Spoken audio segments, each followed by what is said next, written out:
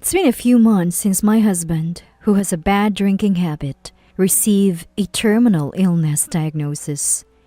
He seems to think that it's me who's been diagnosed and has been living recklessly, drinking, having affairs. It's like he's doing whatever he wants.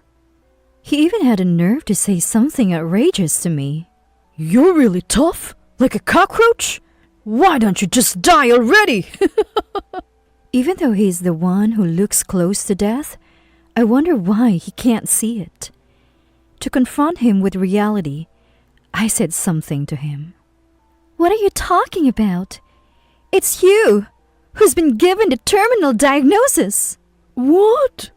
He just stood there with his mouth open, unable to comprehend my words. Looking into his eyes, I repeated myself. I said it's you who has a terminal diagnosis. My name is Amy, and I'm 40 years old. If I had to describe my life in one word, it would be dramatic. I lost my parents in an accident when I was in 11th grade, and my relatives kept passing the buck, saying they couldn't afford to take care of me. Eventually, I ended up living with my father's sister, my aunt, but I was treated horribly there. I would be given noticeably less food than everyone else, and I often heard them wishing I would leave soon. My aunt already had 2 sons and probably couldn't afford to support me. I guess they had no choice but to act that way, being pushed into taking me in by the rest of the family. I leave this house as soon as I graduate from high school. With that determination, I started working part-time at a restaurant, and after a few years, my life took a turn. It was right after I started 12th grade. If you haven't decided on your future yet, why don't you marry me and live together? The man who made this proposal was my then boyfriend, now husband, Matthew. At that time, he was a full-time employee and my trainer at the part-time job. He was incredibly calm and great at teaching. We shared the same taste in music and quickly became a couple. Thank you, but are you sure, Matthew? Won't it be a burden to have me in your life? Not at all. I have enough savings to support you, Amy, and I'm more than happy to have you. Of course, only if you're okay with it. I know I have a bad drinking habit, but I'll cut back once we're married. I always put your happiness first. So, will you marry me? He said, taking my hand and smiling. Indeed, his bad drinking habit was his only flaw, but I loved him enough to overlook even that, and our relationship was good even after becoming a couple. That's why I happily accepted his proposal, and we got married after I graduated from high school. 2 years later, we were blessed with a child. Well done, Amy! When I told my husband I was pregnant, he lifted me up joyfully. Marrying the person I love and having his child, it was the pinnacle of happiness. At that time, I had no idea that such an event was waiting for us. The problem started a few months after our child was born. At that time, I was busy with childcare and household chores, and my husband frequently came home drunk from work-related socializing. I'm home, he'd say cheerily at the front door, and I, worried, would ask him, where have you been drinking until this late? And if you're going to be late because of drinking, I wish you'd let me know. I've been waiting with dinner ready. At that, my husband glared at me. Oh, shut up. It's my life. Here we go again. At the beginning of our relationship, I used to be troubled by his bad drinking habits. But now that we were married, taking care of him had become easier. While dismissing his behavior, I urged him to drink some water. You know, you've aged. What? He stared at me as he drank, and I was taken aback by his unexpected words. I mean, you've aged. You used to take care of yourself even at home, but now you're always in an old sweatshirt and sweatpants with no makeup. Why did you let yourself go like this?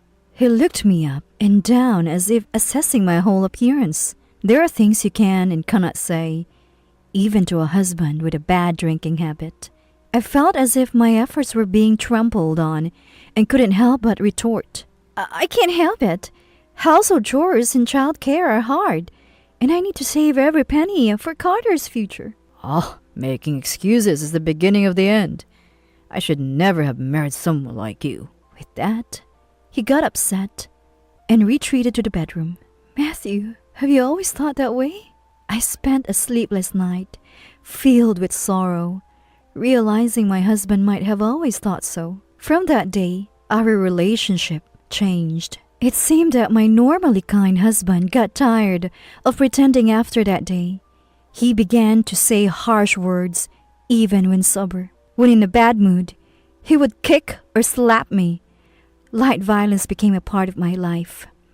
Sometimes he would come home smelling of women's perfume, and though not confirmed, it's likely he was cheating. I've thought about divorce many times, but all I have in my bank account is the little money I saved from my part-time job days. In this situation, divorcing and supporting myself and my son would be impossible, and the thought of giving up custody of my son to him was unbearable. Besides, seeking alimony in a divorce case would require hiring a lawyer and other expenses. Considering all this, I couldn't divorce him for the sake of my son's future. One day, amid such days, an incident occurred. Are you Amy, Matthew's wife? There's something about Matthew we need to discuss. Please come to the hospital. The caller was from the hospital where my husband had a follow-up health check. Surprised by the sudden news, I rushed to the hospital. Matthew is suffering from terminal cancer. As I entered the hospital room and heard the doctor's words, I was at a loss for words. The doctor continued speaking as I stood there in shock. It's difficult to say this, but Matthew only has about 6 months to live. We wanted to inform you first, Amy, before telling him directly, as it can be hard to hear. Thank you. What should we do now? There are several options. The choice depends on the patient and the family, so it might be best to discuss it with Matthew first. The doctor's words left me unable to hide my turmoil. Despite his recent bad attitude towards me, I had deep feelings for my husband, having spent many years together. I'll talk to him. I left the hospital with heavy thoughts. What should I say to him? I couldn't find the right words, no matter how hard I tried to think. As I was contemplating this, my husband returned home. I'm home! Drunk as usual. He demanded water as soon as he entered the living room, treating me like a servant. Actually, I have something important to talk about. Oh, what's with a serious tone? He started fiddling with his mobile phone after taking a sip of water. Listen carefully. I have received a terminal diagnosis. When I said this, he stopped scrawling and asked, What did you say? I said I have received a terminal diagnosis. Before I could clarify that it was he who was diagnosed, he asked, Terminal cancer. The doctor said the family and the patient should decide what to do. What do you want to do? Do whatever you want. It's not my problem. Why are you acting like this doesn't concern you? It's a terminal diagnosis. He paused, scrawling only for a moment, continuing to look at his phone even as I spoke. It's not about me. Why you want me to worry? If you want sympathy, ask Carter. That's not it. It's you. Okay. End of discussion. He left the living room and retreated to his room. I tried several times after that to bring up the terminal diagnosis, but he would cut me off before I could even start. Finally, Don't talk about terminal diagnosis in front of me anymore, he said. He won't even listen to me. Fine.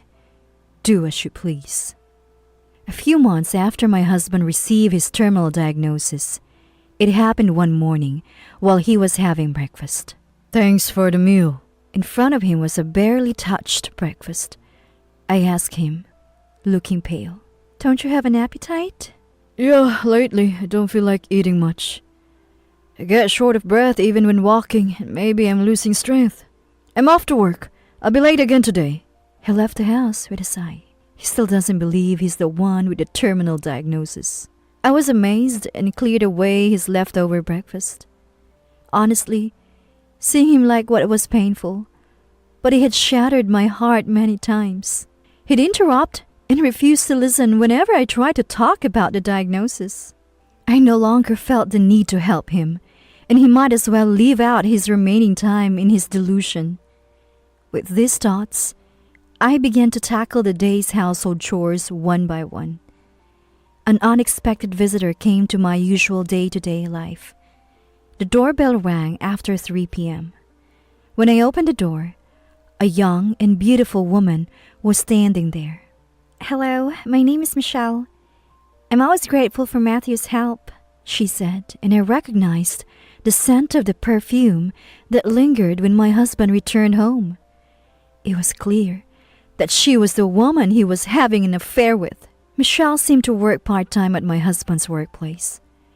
I couldn't help but feel disdain for his method of preying on a vulnerable young woman from his workplace.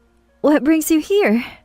Matthew is at work right now. No, I came to talk to you today, Amy. I'll be blunt. Please divorce Matthew, she said, looking straight into my eyes.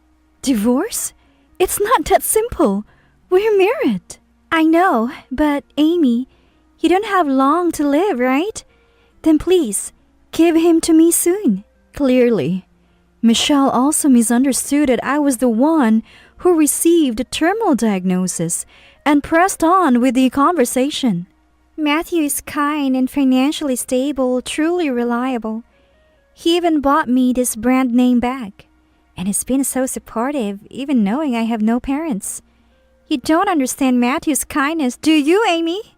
At that moment, I felt a certain kinship with her. Our situations were similar, and she reminded me of myself when I was younger and in love with my husband. A young and beautiful woman like her shouldn't be seeking her own unhappiness. Before she regretted getting involved with my husband, I asked her something. Don't you realize you really received a terminal diagnosis? By looking at Matthew and me. What? Michelle was taken aback, not expecting such a question. You work with Matthew, right?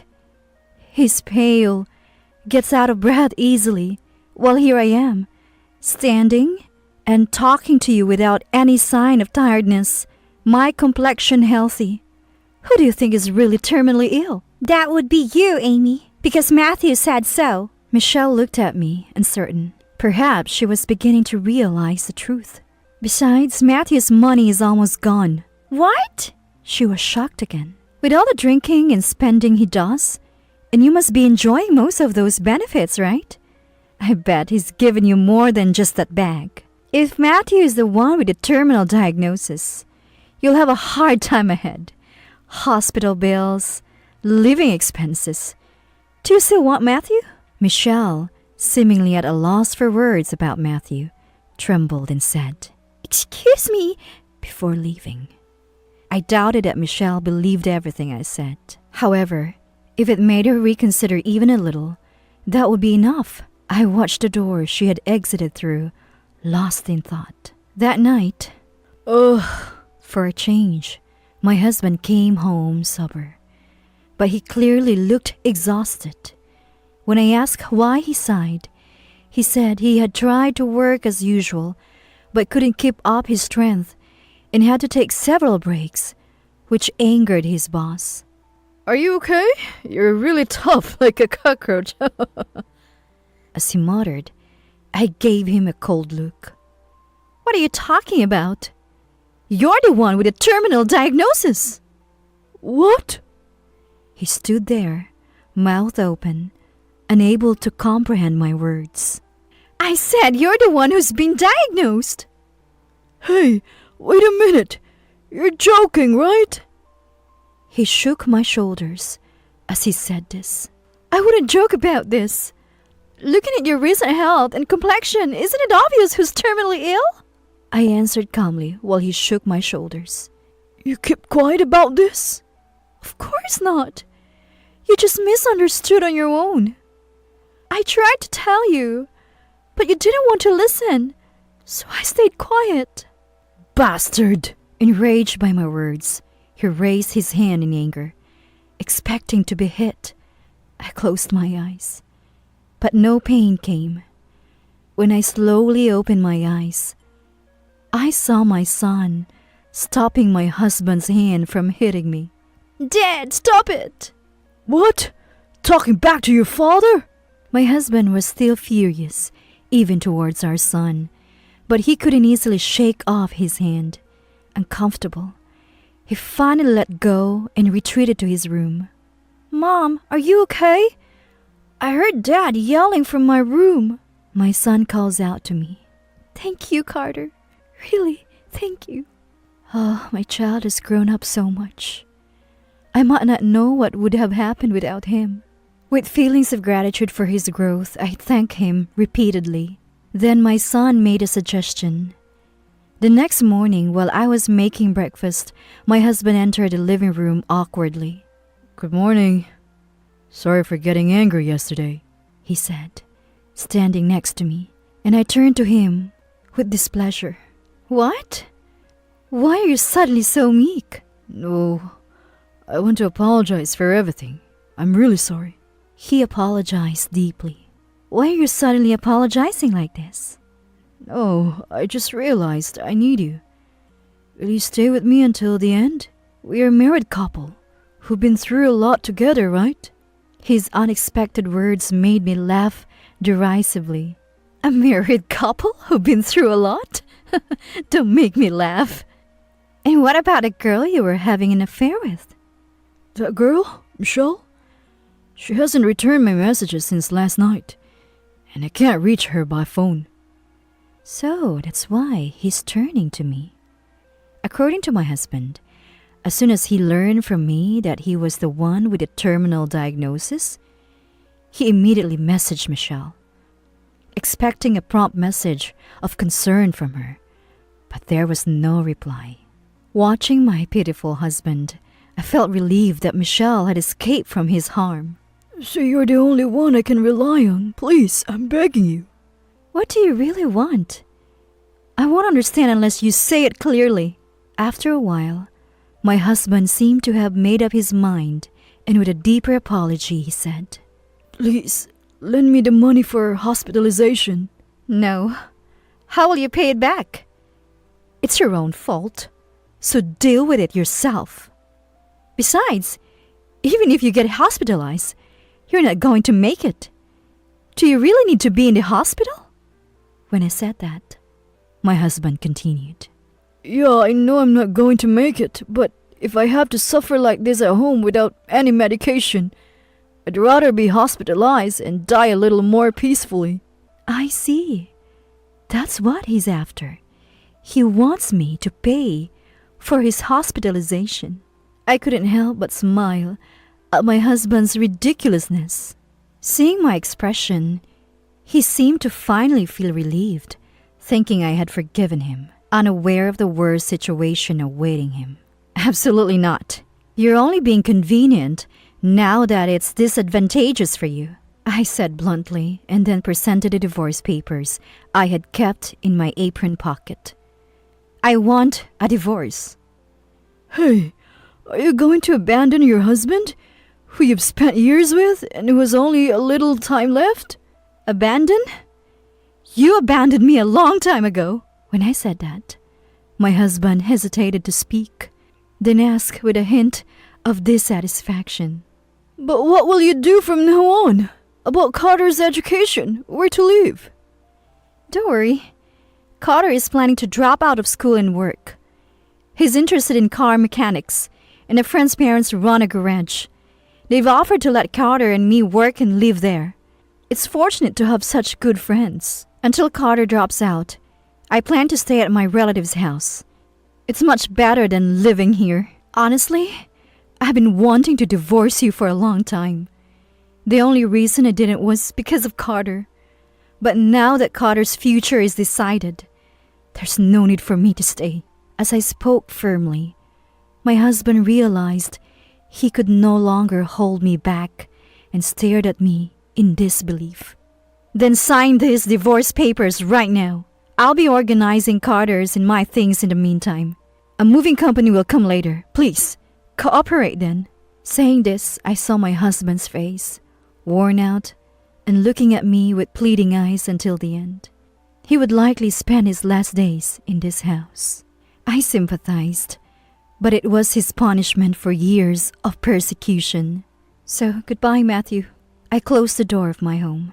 Later, I heard from a mutual friend that my ex-husband had passed away. His family gathered for the funeral. I would probably be blamed for not being there in his last moments if I attended. I had no intention of going to a place where such negative assumptions could be made. However, after a few years, when my feelings had settled, I visited a certain place with my son. You don't have to pay respects to such men. Hey, don't speak like that. The place we visited was my ex-husband's grave. A mutual friend told me where it was, in a cemetery where he now rested. Honestly, I never wanted to involve myself with my ex-husband again, but I wanted to report to him that our son had grown up so much. But I wouldn't come here again, because we were moving out of state. Since then, Carter worked while gaining practical experience as a mechanic and successfully obtained his automotive mechanic certification. He's set to work in a garage out of state from spring. Let's go back. We still have to prepare for the move. As I said this and stood up to call Carter, he didn't move. Mom, do you regret marrying Dad? He asked, looking at me. What are you saying? If I hadn't married Matthew, you wouldn't have been born. I'm proud of you, Carter, for trying so hard to save me from Matthew. Thank you for being born. As I said this, my son shyly thanked me. Looking forward to my son's future, we left my ex-husband's grave behind.